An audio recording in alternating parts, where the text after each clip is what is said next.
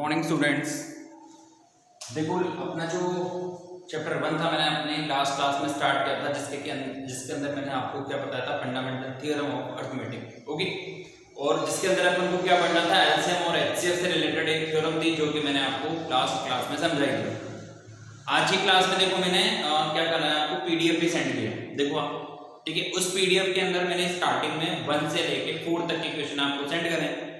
देखो वो बहुत आसान क्वेश्चन है, इसलिए मैंने आपको सेंड करें क्योंकि आप कर ही सकते हो उनको। पीडीएफ मत देखना, भले बाद में देखना पीडीएफ, आप पहले बुक में क्वेश्चन को देखना और आप उनको करने की कोशिश करना। फर्स्ट क्वेश्चन में तो मैंने आपको बताया था कि 140 को किस तरीके से प्राइम फैक्टराइज करना है, ठीक है। उसके अंदर 5 पार्ट है, 5 पार्ट्स। ओके, और उसके बाद जो सेकंड क्वेश्चन है उसमें भी इसी तरीके की क्वेश्चन है अपने पास। देखो एचसीएफ और एलसीएम फाइंड आउट करना है। जो मैंने ये वाला फॉर्मेट बताया था ना आपको, HCF into LCM is equals to A into B, इस फॉर्मेट में वैल्यू सब्स्टिट्यूट करनी है, ठीक है। तो इतने ज्यादा हार्ड नहीं थे, इसलिए मैंने आपको पीडीएफ सेंड किया है। ओके, तो नो वरी, तुम ऐसे सोच रहे होंगे कि यार सर तो क्वेश्चन करवाना नहीं चाहते, ऐसा नहीं बेटा, आप लोग कर सकते हो। इसलिए पीडीएफ को मत देखना, भले बाद में देखना, पहले आप खुद सॉल्व करना। ओके, आज मैं आपको कर रहा हूँ question number 5। Okay, question number 5 अपन कर रहे हैं chapter number 1 exercise number 1.2। Okay, देखो क्या लिखा हुआ है इस क्वेश्चन के अंदर। लिखा हुआ है इसमें, check whether 6 raised to n can end with the result 0। लिखा हुआ है 6 raised to n can end with 0। मतलब जो 6 raised to n की जो यूनिट डिजिट होगी वो 0 पे एंड होगी, ये अपन को देखना है, ठीक है। मतलब इसको चेक करना है। ओके, तो बेसिकली अपने पास ऑब्जेक्टिव मैटर है, तो ये क्वेश्चन ऑब्जेक्टिव में बन सकता है कि ये होगा या नहीं होगा, यस नो बहुत व्हाटएवर। तो पहले इसको मैं चेक कर लेते हैं। देखो दो तरीके से मैं चेक करके बताऊंगा। अपन को यूनिट प्लेस पे 0 लाना है, क्या ये पॉसिबल है? Not possible. एक पहला तरीका है, n इज इक्वल्स टू 1 मैं रखता हूं यहाँ पे, तो ये 6 की पावर 1 दैट विल बी 6, ये होगा।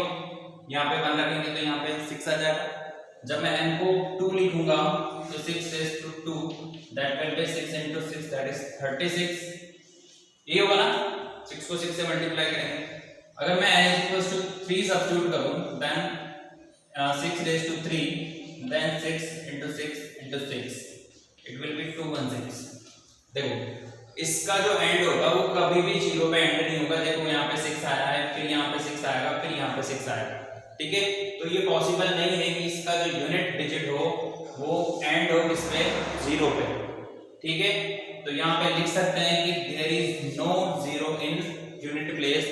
ओके, तो लिखना तो है नहीं, अपन को चेक करना है कि ये 0 पे होगा या नहीं होगा। तो सीधा सीधा ये 0 पे नहीं होगा। ओके, तो ये तो अपन ऐसे पैसे डायरेक्टली समझ लिया कि यार 0 पे एंड होगा या नहीं होगा। अब इसको कॉन्सेप्ट पे आता, ठीक है। आप चाहो तो इसको नोट कर सकते हो, नहीं करना चाहो कोई बात नहीं, आपकी मर्जी, ठीक है। दूसरे उस पे आता, दूसरा जो कॉन्सेप्ट है, दूसरा कॉन्सेप्ट ये है कि कोई भी डिजिट का जो यूनिट प्लेस है वो 0 कब होता है। देखो जब उसके मल्टीपल जो हो 2 और 5 के फॉर्म में हो, कोई ना कोई एक मल्टीपल जो है वो इस तरीके से आना चाहिए, ठीक है। जैसे इसको ले लेते हैं अपन 10 में 2 into 5 करेंगे तो 10 आएगा। जैसे मान के चलो 30 है, 30 में भी यूनिट डिजिट पे कुछ ना कुछ ऐसा आना चाहिए। देखो 3 into 2 into 5, तो उसके जो फैक्टर होंगे वो ऑलवेज 2 into 5 के फॉर्म में होंगे। ओके, जो यूनिट जिसका यूनिट जो है, देखो यहाँ पे इसका यूनिट प्लेस 0 आ रहा है, नहीं आ रहा है।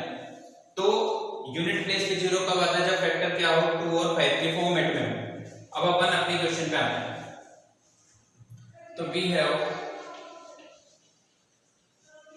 ये 6 raised to n, we can write it 2 into 3 raised to n, ऐसे लिखा जा सकता है इसको। 6 की पावर n को अपन ऐसे लिख सकते हैं। तो यहाँ पे लिखेंगे 6 raised to n will be end with 0 if we have prime factor of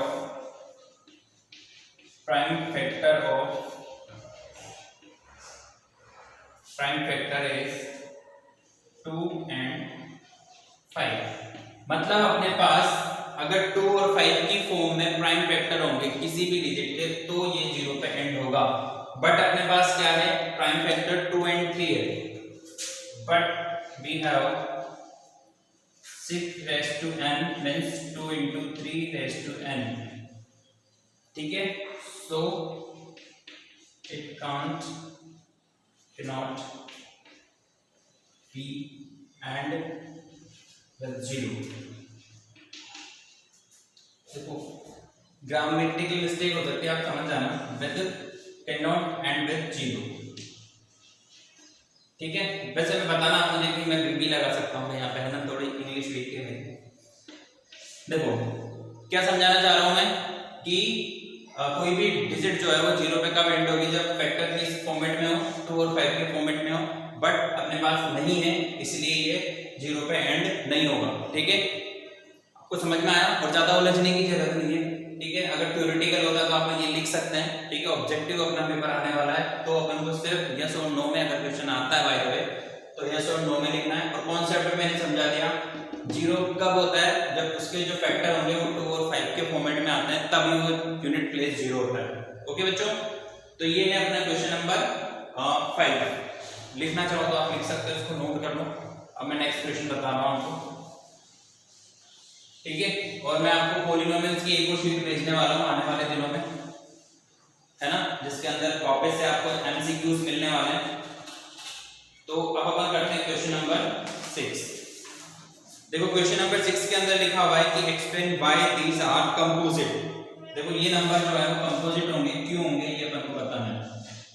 तो लिखा हुआ है इसके अंदर 6 7 11 into 13 plus 13।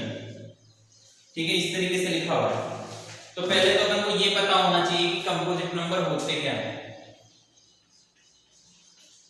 कंपोजिट नंबर क्या होते हैं? कंपोजिट नंबर बताओ बताओ क्या होते हैं कंपोजिट नंबर। देखो कंपोजिट नंबर उनको कहते हैं, जैसे ये 2 है और ये 4 है, ठीक है, ये 8 है और ये 12 है। मतलब इस तरीके के नंबर जिनके अंदर कुछ ना कुछ कॉमन होता है, मतलब उनके प्राइम फैक्टर जो होते हैं कॉमन होंगे। जैसे इसमें 2 और ये 2 into 2 लिखेंगे, कुछ कॉमन है ना। वैसे इसके अंदर भी कुछ कॉमन होगा, जैसे मान के चलो 3 और 9 लिख दूं तो ये दोनों एक दूसरे के कंपोजिट नंबर है ना, क्योंकि इनके अंदर कुछ ना कुछ कॉमन है। मतलब 3 एज ए प्राइम नंबर इन दोनों के अंदर कॉमन है ना। तो यहाँ पे अपन इसमें आते हैं, ये जो अपना क्वेश्चन है इसमें से मैं अगर 13 ले लूं कॉमन तो ये 7 into 11 plus 13 1 बचेगा। तो यहाँ पर जो है 13 as a prime number common है दोनों में, इसमें भी और इसमें भी, ठीक है, इसलिए ये क्या होगा? कंपोजिट होगा। तो यहाँ पे लिख देंगे यस कंपोजिट नंबर। ठीक है, अगर आप इसको चाहो तो और ज्यादा सॉल्व कर सकते हो। इसको करेंगे अपन सॉल्व तो 7 into 11 77 होगा, प्लस 1 करेंगे 78 आएगा और वो 13 से मल्टीप्लाई होगा। ठीक है, अपन को इतना ज्यादा नहीं करना है, बस अपन को ये लिखना है कि दिस इज कंपोजिट नंबर। इसके बाद वाला जो नंबर होगा वो भी कंपोजिट होगा। देखो क्या लिखा हुआ है उसमें, कुछ ना कुछ कॉमन आ रहा है। इस तरीके से लिखा हुआ है 7 into 6 into 5 into 4 into 3 into 2 into 1 plus 5। इस तरीके से नंबर लिखा हुआ है। तो ये पूरा यहाँ से लेके यहाँ तक तो एक नंबर है और दूसरा नंबर ये है। तो इन दोनों में देखो यहाँ पे 5 यहाँ पर भी है, 5 यहाँ पर भी है, दोनों में से कॉमन आ रहा है। तो इसको कॉमन निकाल के ऐसे लिख देंगे 7 into 6 into 4 into 3 into 2 into 1 plus यहाँ पे भी 1 लिखेंगे। देखो दोनों में से, इसमें से और इसमें से 5 कॉमन था, बाहर निकाल दे तो ये भी क्या होगा? एक कंपोजिट नंबर होगा। Yes it's composite. ठीक है, तो ये भी क्या होगा? एक कंपोजिट नंबर होगा। आई बात समझ में आपको? अपन को क्वेश्चन में ये बताना था कि क्या ये चेक करना था कि ये explain why these are composite. तो इस तरीके से यहाँ पे हम इसको लिखेंगे। एक्सप्लेन तो करना नहीं, ऑब्जेक्टिव क्वेश्चन। ठीक है, तो आप ज्यादा से ज्यादा कोशिश करा करो। ठीक है, यूट्यूब पे तो नहीं, गूगल पे करा करो, चैप्टर लिखा करो, बहुत सारे एमसीक्यूज मिल जाएंगे वहाँ पे और आप मुझसे पूछ सकते हो, कोई वो नहीं है। ठीक है, ऐसा नहीं है कि जो मैं पढ़ा रहा हूँ आप वही पूछो। You are free to ask anything in maths. Maths में आप कुछ भी पूछ सकते हो related to your topic, okay ना। तो ये अपना क्वेश्चन नंबर 6 था। अब अपन आगे चलते हैं क्वेश्चन नंबर 7 पर, ठीक है। तो ये वाली एक्सरसाइज तो मैं करा ही रहा हूं आपको, बाकी इस पे बेस्ड अपन एमसीक्यूज भी करेंगे। देखो लिखा हुआ है इसमें, there is the circular path around the sport field, Sonia take 18 minute and Ravi take 12 minutes. We have to find the same point. देखो दो बच्चे हैं अपने पास नहीं, इस तरीके से एक सर्कुलर ट्रैक है, एक सोनिया है एक रवि है। ये इस ट्रैक को कंप्लीट करती है कितने मिनट में? 18 मिनट में। और ये इस ट्रैक को कंप्लीट करता है कितने मिनट में? 12 मिनट में। क्वेश्चन में फाइंड अपन को करना है कि ये दोनों जो है वो कहाँ पे ज्वाइन करेंगे एक दूसरे को, ठीक है। तो जब भी अपन को एक दूसरे को ज्वाइन करने वाले या कंपेयर करने वाले जो क्वेश्चन आएंगे उसमें अपन को एलसीएम फाइंड आउट करना होता है। क्या फाइंड आउट करना होता है? एलसीएम। और एचसीएफ कब फाइंड आउट करना होता है? जब अपन को किसी भी ऑब्जेक्ट को इक्वल पार्ट में डिवाइड करना हो, ठीक है। अगर कंपेयर करना हो तो ये एलसीएम फाइंड आउट करेंगे, और किसी को इक्वल पार्ट में जैसे स्वीट्स को अपन को डिवाइड करना है तो उस सिचुएशन में अपन क्या करेंगे? एचसीएफ फाइंड आउट करेंगे, ओके। तो इसका एलसीएम निकालना है अपन को, 18 लिख देंगे, फैक्टर हो गए इसके 2 into 3 into 3, ये फैक्टर होंगे ना, 9 to 18, और 12 के जो फैक्टर होंगे वो ये होंगे 2 into 2 into 3, ये होंगे ना 2 to the 4 4 3 जा 12। तो एलसीएम देखो, कॉमन फैक्टर तो क्या है? ये 2 into 3, ये तो कॉमन हो गया। नॉन कॉमन क्या है?